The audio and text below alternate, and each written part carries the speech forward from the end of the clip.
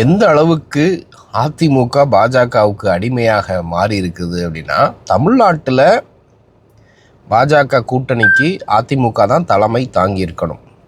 எப்படி திமுக கூட்டணியில் காங்கிரஸ்லேருந்து மற்ற கட்சிகள் இருக்கிறாங்களோ, திமுக தலைமையில் ஒரு கூட்டம் நடக்குது அப்படின்னா, அங்கே கலைஞர் புகைப்படம் இருக்கும், ராகுல் காந்தி புகைப்படம் இருக்கும், அண்ணா புகைப்படமும் இருக்கும், எல்லா தலைவர்களுடைய புகைப்படமும் இருக்கும். காங்கிரஸ் கட்சி பெரியாருடைய புகைப்படத்தை எடுத்துருங்க அப்படின்னு அழுத்தம் கொடுத்தா திமுக சும்மா விட்டுருமா?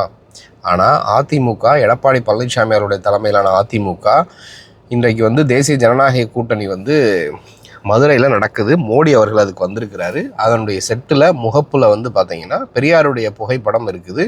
அதை பாஜக காரர்கள் எடுக்க சொல்லியிருக்கிறாங்க. அதிமுகவினரும் உடனே சரண்டர் ஆகிருக்கிறாங்க, அந்த புகைப்படத்தை எடுத்திருக்கிறாங்க.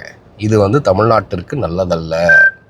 இது முழுக்க அதிமுக அப்படிங்கிற கட்சியை முழுக்க சங் பரிவார் கும்பல்கிட்ட அடகு வச்சிருக்கிறது.